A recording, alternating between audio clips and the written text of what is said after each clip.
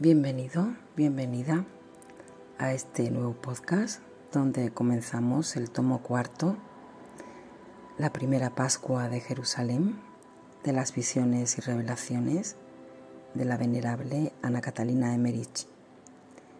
Ya os leí el domingo pasado un adelanto y comenzamos ya con este podcast. Tenéis la descripción de todos los capítulos en el índice del podcast.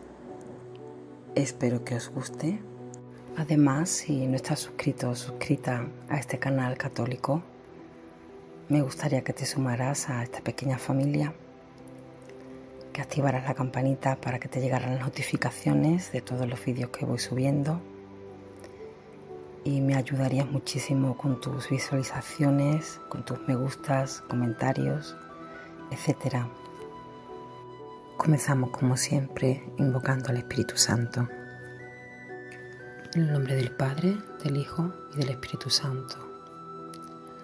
Oh Espíritu Santo, amor del Padre y del Hijo, inspírame siempre lo que debo pensar, lo que debo decir, cómo debo decirlo, lo que debo callar, cómo debo actuar, lo que debo hacer para gloria de Dios, bien de las almas y mi propia santificación. Espíritu Santo, dame agudeza para entender, capacidad para retener, método y facultad para aprender, sutileza para interpretar, gracia y eficacia para hablar. Dame acierto al empezar, dirección al progresar y perfección al acabar. Amén. Capítulo 1. Jesús ayuna 40 días en el desierto. Jesús partió antes del sábado acompañado por Lázaro desde la posada de éste hacia el desierto. Le dijo que tornaría después de 40 días. Desde esta posada caminó solo y descalzo, no en dirección de Jericó, sino hacia el mediodía, como quien va a Belén, pasando entre los lugares de los parientes de Ana y los parientes de José, cerca de Masfa. Luego torció hacia el Jordán, anduvo por estos lugares hasta el sitio donde había estado el Arca de la Alianza y donde había celebrado Juan aquella solemne fiesta. A una hora de Jericó subió a la montaña y se internó en una amplia gruta. Esta montaña se extiende desde Jericó entre oriente y mediodía, sobre el Jordán, hacia Madián. Jesús comenzó su ayuno aquí, en Jericó. Lo prosiguió en diversos lugares al otro lado del Jordán y lo completó aquí, a donde lo trajo el diablo cuando lo tentó. Esta montaña ofrece desde su cumbre una vista muy extensa. En parte está cubierta de plantas y en parte aparece empinada y árida. La altura no es tanta como la de Jerusalén, pero está en una comarca más baja y se levanta solitaria. Cuando miro a las montañas de Jerusalén y veo la del Calvario más alta, de modo que está al mismo nivel que la mayor altura del templo, en dirección a Belén, o sea hacia el sur, está Jerusalén, sobre una cumbre empinada y peligrosa. Por este lado no hay entrada ninguna y todo está ocupado con palacios y edificios. Jesús subió ya de noche a una de las cumbres empinadas de la montaña del desierto, que llaman ahora de la cuarentena. Hay como 3 respaldos en esta montaña y 3 grutas, una sobre otra. Desde la superior, a donde subió Jesús, se ve por detrás un abismo rocoso. Toda la montaña está llena de quebradas muy peligrosas. En esta misma cueva habitó un profeta, de cuyo nombre no me acuerdo, 400 años antes. También Elías estuvo algún tiempo oculto aquí y agrandó la cueva, sin que nadie supiese de dónde venía.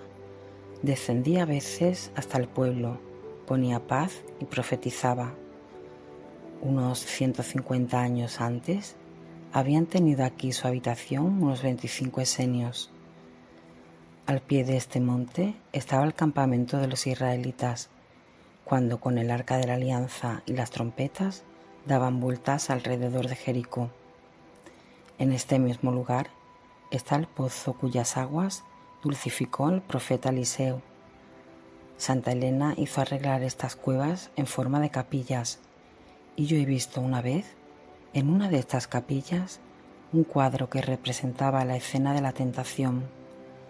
En la parte de arriba hubo también en otros tiempos un convento. Yo no acababa de comprender cómo pudieron llegar los trabajadores hasta la altura del monte donde estaba este convento. He visto que Santa Elena edificó muchas capillas en estos y otros santos lugares. También levantó una capilla sobre la casa paterna de Ana, a unas 2 horas de Séforis, donde sus padres tenían otra casa. Me causa mucha tristeza ver que estos santos lugares fueron devastados hasta perderse en el recuerdo de las iglesias y capillas allí existentes. Cuando yo era niña e iba antes del amanecer por entre la nieve de la iglesia de Coesfeld, veía todos estos lugares muy claramente y veía también que a veces personas piadosas, para evitar que los soldados y guerreros los devastaran, se interponían y se echaban al suelo delante de sus espadas. Las palabras de la Escritura «fue llevado por el Espíritu al desierto» significan el Espíritu Santo que había descendido sobre él en el bautismo, ya que Jesús como hombre dejaba que todo sucediese en él como tal, lo movió ahora a ir al desierto para prepararse a su misión y a sufrir como hombre delante de su Padre Celestial. Jesús oraba en esa cueva arrodillado, con los brazos extendidos a su Padre Celestial, para tener fuerza y consuelo en todos los sufrimientos que les estaban reservados. Veía delante de sí todos los futuros sufrimientos y pedía fuerzas a su Padre para cada uno de ellos. Tuve en esta ocasión cuadros de sus dolores y he visto que recibía fuerza, constancia y mérito para cada uno de ellos. Una gran nube blanca, del tamaño de una iglesia, se posó sobre él y por cada una de sus oraciones bajaban ángeles que tomaban forma humana. Le honraban, le daban ánimo, consuelo y promesa de ayuda.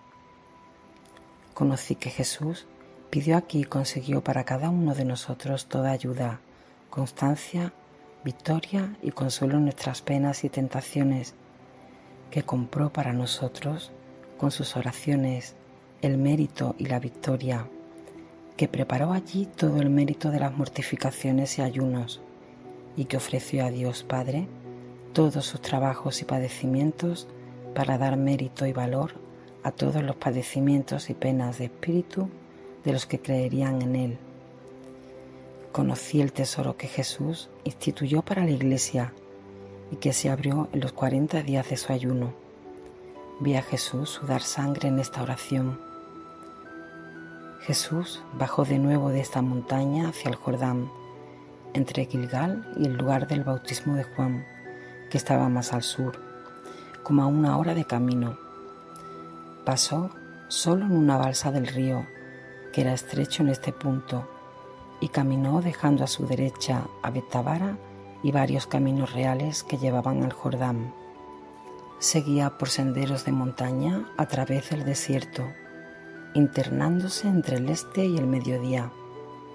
Llegó a un valle que va hacia Callirroche, pasando un riachuelo, y se dirigió a una ladera de la montaña, más al oeste, donde está Jatza, en un valle.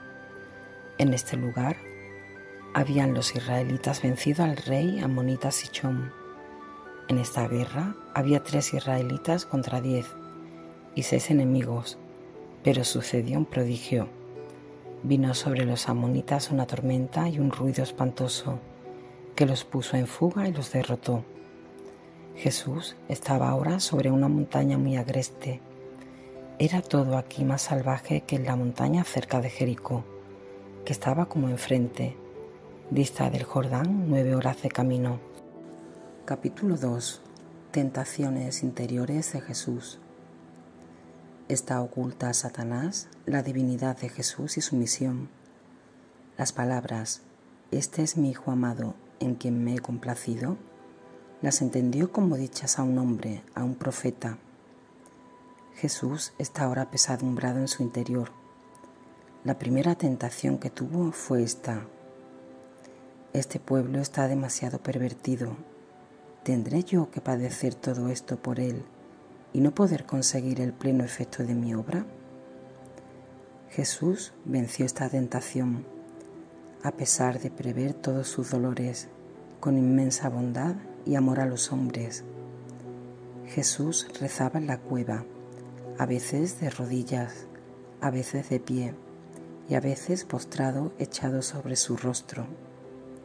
Estaba con sus acostumbrados vestidos, pero los tenía más sueltos. No llevaba la correa y estaba descalzo. En el suelo estaban su manto, algunos bolsillos y el ceñidor. Cada día era el trabajo de su oración diferente, porque todos los días no conseguía otras gracias, y así veía que no volvían las cosas que ya había vencido. Sin esta lucha y merecimiento de Jesús por nosotros, no hubiera podido ser meritoria nuestra resistencia contra las tentaciones, ni posible nuestra victoria. Jesús no comía ni bebía, pero he visto que los ángeles lo confortaban y fortalecían. No había adelgazado por el largo ayuno. Su rostro aparecía más pálido. En esta cueva, que no estaba en plena cumbre, había una abertura por la cual entraba un aire helado. Y en este tiempo del año ya hacía frío y el día era nebuloso. El interior era de piedras coloridas, de modo que si hubiese sido pulido, pudiera parecer pintado de varios colores. Los alrededores de la cueva tenían muy poca vegetación. Era tan amplia que Jesús podía estar hincado o echado en una parte de ella sin quedar bajo esa abertura. Lo he visto echado sobre su rostro. Sus pies desnudos estaban sangrando, heridos por las caminatas que había hecho, pues había ido al desierto con los pies descalzos. A veces se levantaba en pie, otras veces se echaba sobre su rostro. Estaba rodeado de luz. De pronto hubo adentro una conmoción y un ruido. La cueva se llenó de luz y apareció una multitud de ángeles que traían varios objetos. Yo me sentí tan agobiada y oprimida que me parecía estar metida dentro de la misma roca de la cueva y con la impresión de que me hundía y me perdía. Comencé a clamar: «Yo me hundo, yo debo hundirme junto a mi Jesús». Ahora he visto que los ángeles se inclinaban ante Jesús, le honraban y le preguntaban si podían presentarle los instrumentos de su misión y si era su voluntad aún padecer por los hombres como hombre, como había sido esta su voluntad cuando descendió de su Padre y tomó carne en el seno de la Virgen. Como Jesús renovase de nuevo su resolución, levantaron ante él los ángeles una cruz muy grande, cuyas partes habían traído. Esta cruz tenía la forma que siempre veo y constaba de 4 partes, como veo también las prensas del vino. La parte superior de la cruz, que se alzaba entre los 2 trozos de madera de 2 lados, estaba también aparte. 5 ángeles llevaban la parte inferior de la cruz, 3 ángeles la parte superior, 3 el brazo izquierdo y 3 el derecho. 3 llevaban el pedazo de madera donde descansaban los pies de Jesús. 3 traían una escalera, otro un canasto con sogas y utensilios, otro la lanza, la caña, los azotes, la vara, la corona de espinas, los clavos, los vestidos de burla y, en fin, todas aquellas cosas que fueron causa de sus dolores en su pasión. La cruz era hueca, de modo que se podía abrir como un armario, y adentro se veía toda clase de instrumentos de martirio. En medio de ella, donde correspondía al corazón abierto de Jesús, se veía un entrelazamiento de figuras de tormento, con los más diversos objetos. El color de la cruz era de sangre que conmovía. De este modo, todas las partes de la cruz eran de diversos colores, con los cuales se podía conocer los diversos dolores que debía padecer Jesús. Y los rayos de estas partes iban hacia la imagen del corazón, que estaba en el medio. En cada parte había instrumentos diversos que indicaban futuros sufrimientos.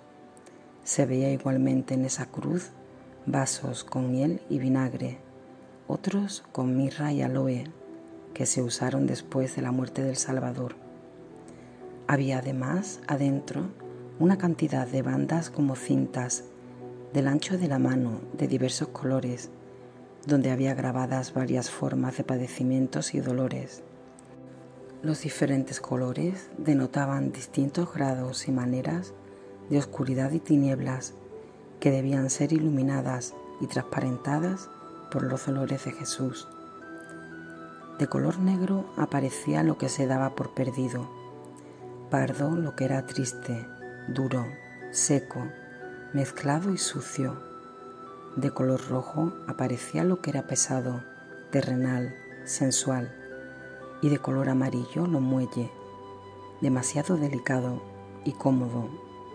Había algunas bandas entre amarillas y coloradas, que tenían que ser emblanquecidas e iluminadas.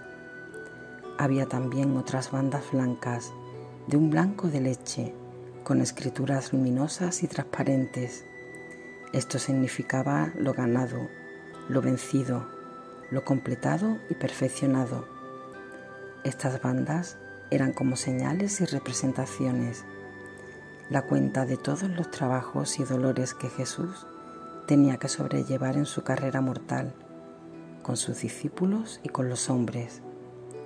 También se le presentaron al Señor todas aquellas personas que más le debían hacer sufrir: la obstinación de los fariseos, la traición de Judas y la crueldad de los judíos durante los dolores de su pasión y muerte. Todas estas cosas las desarrollaban los ángeles delante de la vista de Jesús, con mucha reverencia y con cierto orden, como procedería un sacerdote en sus ceremonias. Y cuando todo este apartado de dolores le fue presentado, he visto a Jesús y a los ángeles con él derramando lágrimas.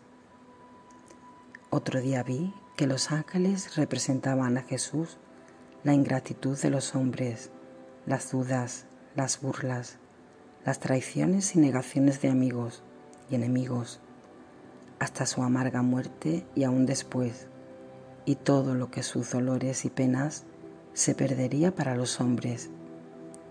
Le mostraron también lo que se ganaba para su consuelo.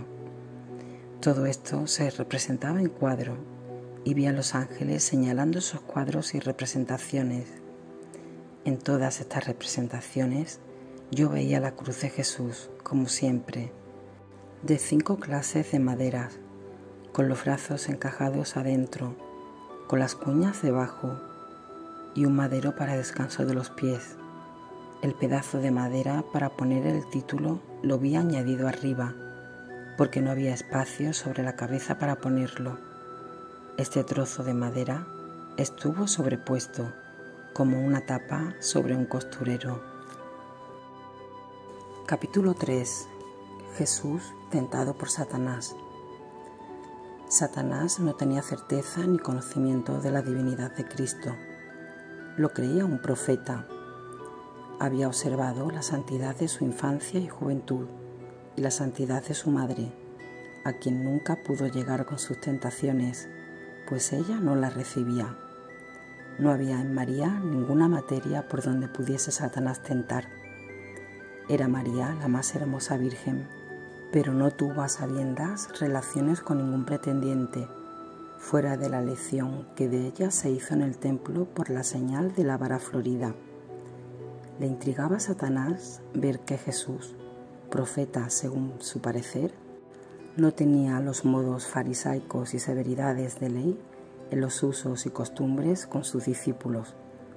Lo tenía por un hombre, ya que veía que ciertas cosas exteriores escandalizaban a los fariseos, Como viera que Jesús se mostraba a menudo con celo, quiso tentarlo, como si fuese un discípulo que le quería seguir, y como lo veía tan bondadoso, lo quiso tentar en forma de un anciano débil y disputar con él como si fuese un esenio.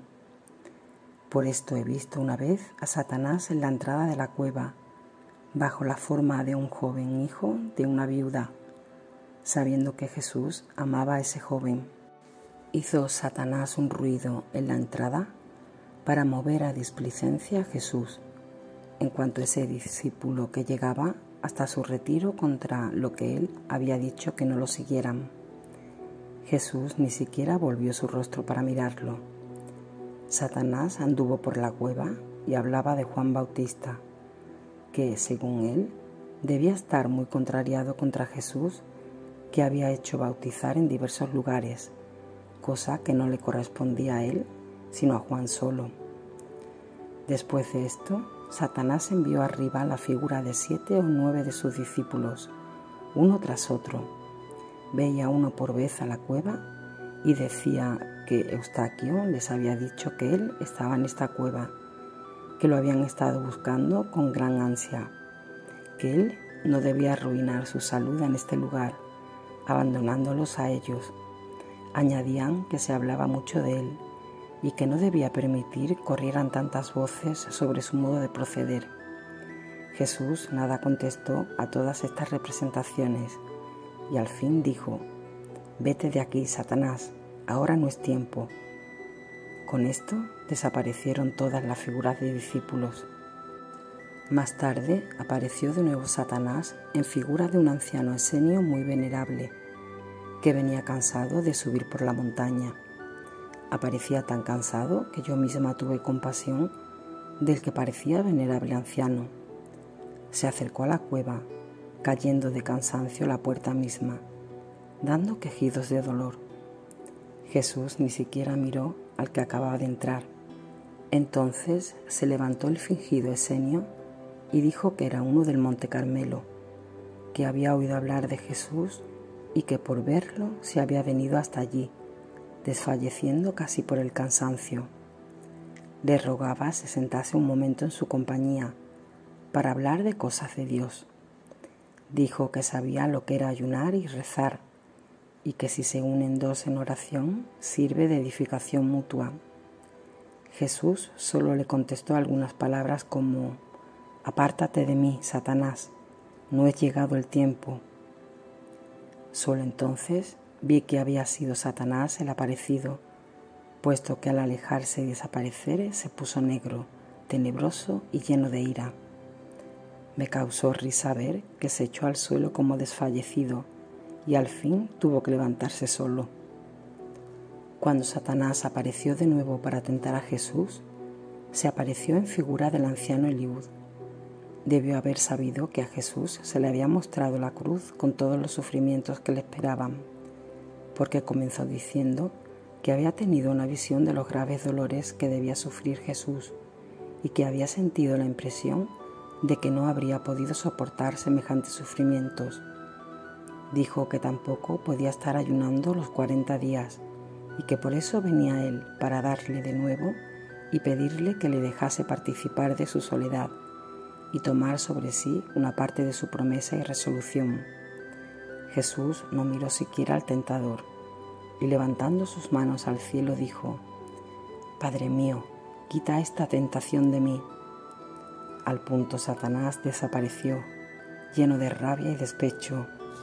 Después de esto, Jesús se hincó para rezar, y al rato vi que aparecieron aquí aquellos 3 jóvenes que habían estado con él desde un principio en Nazaret, que habían querido ser discípulos suyos y que luego les había dejado. Estos jóvenes se arrojaron a los pies de Jesús y le dijeron que no podían tener paz y tranquilidad si no les perdonaba. Se mostraron muy compungidos y contritos. Pedían los volviera a recibir y les dejase ayunar en su compañía, añadiendo que querían ser en adelante sus más fieles discípulos. Se mostraban muy afligidos y entrando en la gran cueva, andaban con toda clase de ruidos en torno de él. Jesús se levantó entonces, alzó sus manos al cielo, rogó a su Padre y al punto desapareció la imagen de esos jóvenes. Una tarde, mientras Jesús rezaba de rodillas, he visto a Satanás en luminosa vestidura, flotando por los aires y subiendo la ladera escarpada de la montaña. Esta ladera escarpada estaba al oriente. No había por ese lado entrada alguna, sino solo algunos agujeros en las rocas. Satanás se presentó luminoso, semejante a un ángel, pero Jesús ni lo miró siquiera. Veo que en estos casos la luz de Satanás nunca es transparente, sino con un brillo superficial e imitado, y su mismo traje hace impresión de dureza, mientras veo las vestiduras de los ángeles transparentes, ligeras y luminosas. Satanás, en forma de ángel, quedó en la entrada de la cueva y dijo: «Soy enviado por tu Padre para consolarte». Jesús no le dirigió siquiera una mirada. Después de esto, apareció de nuevo en otra parte del monte, junto a una abertura que era del todo inaccesible, y dijo a Jesús que considerase como era un ángel, ya que volaba por estos sitios inaccesibles. Tampoco esta vez se dignó Jesús dirigirle una mirada. Entonces vi a Satanás terriblemente rabioso, e hizo ademán como si quisiese aterrarlo con sus garras a través de esa abertura. Su rostro y aspecto eran espantosos. Jesús no le dirigió siquiera una mirada. Satanás desapareció. He visto aparecer a Satanás en forma de un anciano ermitaño del monte Sinaí, todo desgreñado y penitente, y entrar en la cueva de Jesús. Lo he visto trepar cansadamente por la montaña. Tenía una luenga barba y solo una piel por vestidura, pero a pesar de esto lo reconocí por no poder disimular algo de artero y de puntiagudo en su rostro. Dijo que había estado con él un esenio del Monte Carmelo, que le había hablado de su bautismo, de su sabiduría, de sus prodigios y ahora de su ayuno riguroso. Por eso había venido, a pesar de su mucha edad, hasta aquí, para que se dignase hablar con él, que tenía también una larga experiencia en cuestión de ayunos y penitencias. Le dijo que ya lo hecho bastaba, que dejase lo demás y que él mismo tomaría una parte de lo que aún faltaba por hacer. Habló en este sentido muchas cosas, y Jesús, mirando apenas de un lado, dijo: «Apártate de mí, Satanás». Vi entonces a Satanás precipitarse como una piedra, desde el monte abajo, con estruendo, como un cuerpo negruzco. Yo me preguntaba, ¿cómo puede serle desconocido al demonio que Jesús era Dios? Recibí entonces una instrucción y conocí claramente el provecho grande para los hombres de que Satanás y el mismo hombre no le entendiesen y lo debiese creer. El Señor me dijo estas palabras: «El hombre no sabía que la serpiente que le tentaba era Satanás. Por esto no debe saber Satanás que es un Dios el que salva al hombre». He visto en esta ocasión que Satanás recién reconoció la divinidad de Cristo cuando éste bajó a los infiernos a librar las almas de los santos padres. En uno de estos días siguientes he visto a Satanás aparecer en forma de un hombre de aspecto venerable y que venía de Jerusalén y se acercaba a la cueva de Jesús, que estaba en oración. Dijo que venía porque le interesaba mucho saber si él estaba destinado a dar la libertad a su pueblo de Israel. Contó todo lo que se decía y contaba en Jerusalén de su persona, y añadió que venía para ayudarle y protegerle. Dijo ser un mensajero de Herodes, que le invitaba a ir con él a Jerusalén, ocultarse en el palacio de aquel y reunir a sus discípulos, hasta poner en orden su designio de liberación. Insistía que era conveniente que viniese de inmediato con él. Todo esto lo dijo con muchas palabras y por extenso. Jesús no lo miró. Rogó con instancia y de pronto vi a Satanás alejarse de allí, volviéndose su rostro espantoso y despidiendo llamas y tinieblas por la nariz.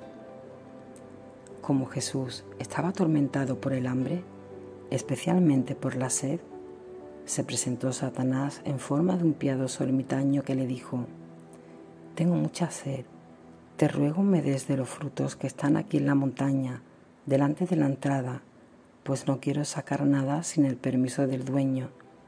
Nos sentaremos luego amigablemente y conversaremos de cosas buenas».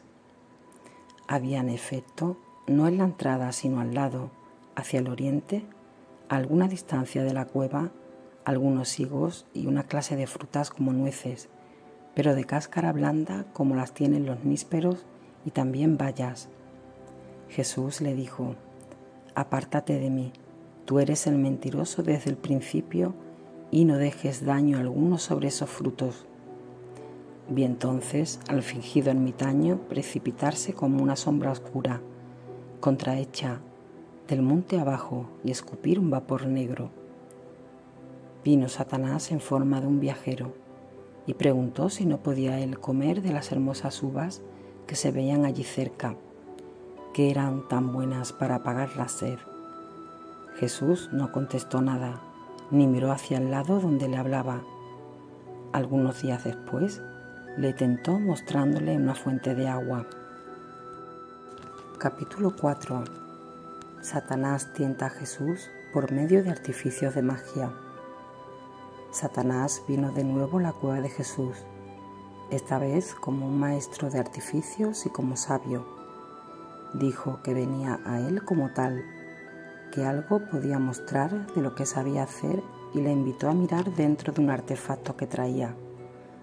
Diciendo esto, mostró una máquina parecida a una bola, o mejor a un cesto de pájaros. Jesús no miró hacia él, le volvió la espalda y salió de la cueva. En este caleidoscopio que traía Satanás se veía una maravillosa representación de la naturaleza, un jardín delicioso, de exuberante vegetación, con amena sombra, frescas fuentes, árboles llenos de hermosas frutas y de ubérrimos racimos de uva. Todo esto se veía tan cerca que se podía tomar con la mano, y con numerosos cambiantes de paisajes y de objetos deleitosos. Cuando Jesús le dio las espaldas, Satanás huyó de allí con su aparato. Esta tentación se produjo en este momento para hacer quebrantar el ayuno a Jesús, que comenzaba ahora a sentir más que antes los estímulos del hambre y de la sed.